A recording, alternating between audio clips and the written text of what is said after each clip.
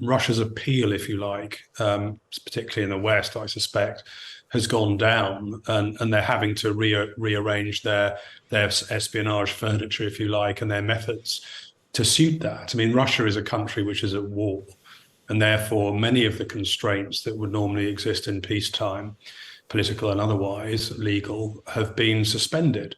And I think we will see, further examples of this. I have to say, this does look like a very good piece of counterintelligence work done by the British authorities. Look, I mean, without prejudice to the case that is in the pipeline with these charges, tell us, what is the nature, Christopher, and the scale of Russian espionage in this country and the West now?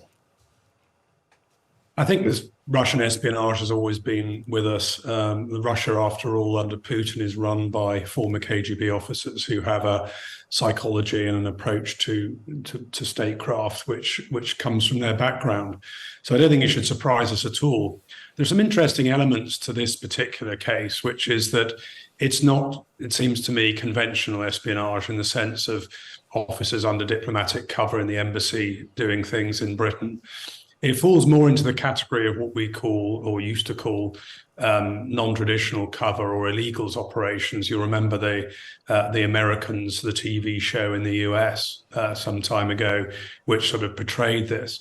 And of course, we've got here, I think, 5 Bulgarian nationals, ostensibly, who have been in this country and presumably came into the country when they had the right to do so as EU citizens, and very little control on them, I suspect, over what they've been doing over the last 10 or 15 years, because interestingly, although these charges only relate to the last 3 years, at least one of them has been in the country since 2009.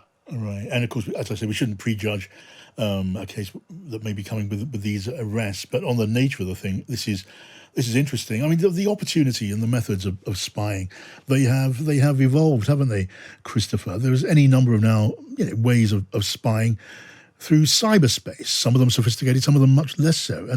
And how does that fit in with the old-fashioned kind of spying? The spy in the raincoat, meeting contacts on the park bench in Hyde Park with a camera in his pocket, that sort of stuff. Well, I'm sure that those traditional methods and techniques are still important, but of course, social media in particular now, LinkedIn and so on, has been named in this respect, offer sort of new targeting tools really to hostile states and their intelligence services in a way that they wouldn't have had before. As I say, though, this particular case seems to be quite old, and in fact looks to me very much like an illegals type operation. The role that these people seem to be accused of performing is more of a sort of facilitating role, a stay behind role, if you like.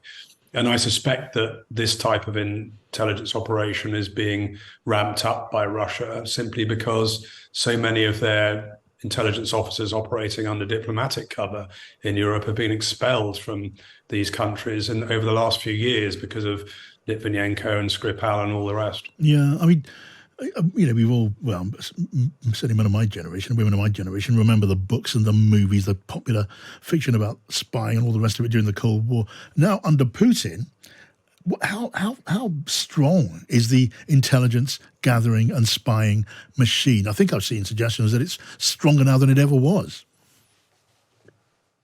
Yes, I mean, it depends how you define strong. In terms of resources allocated to it, I should think it is stronger than it ever was. But of course, Russia's appeal, if you like, particularly in the West, I suspect, has gone down, and they're having to rearrange their espionage furniture, if you like, and their methods to suit that. I mean, Russia is a country which is at war, and therefore many of the constraints that would normally exist in peacetime, political and otherwise, legal, have been suspended. And I think we will see, further examples of this. I have to say, this does look like a very good piece of counterintelligence work done by the British authorities. How they achieve this objective of getting these guys into court, I don't know. It's quite rare that they would be tried in court, of course, because you risk exposing sources and methods in the process.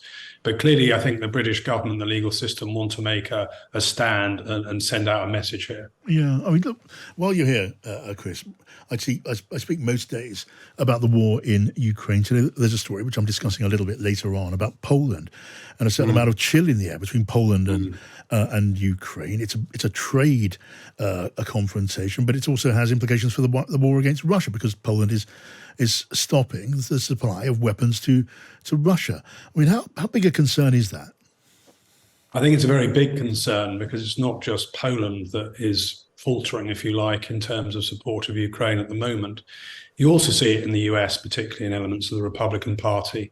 And today you have a situation where McCarthy, who's the Speaker in the Congress, in the House of Representatives, has apparently prevented the visiting Zelensky address both houses of Congress, and thus pandering really to isolationists and pro-Trump elements. It's important to remember, of course, that Trump himself is very anti-Ukrainian, because his work and his comments and activities surrounding Ukraine were the things that led to his first impeachment trial.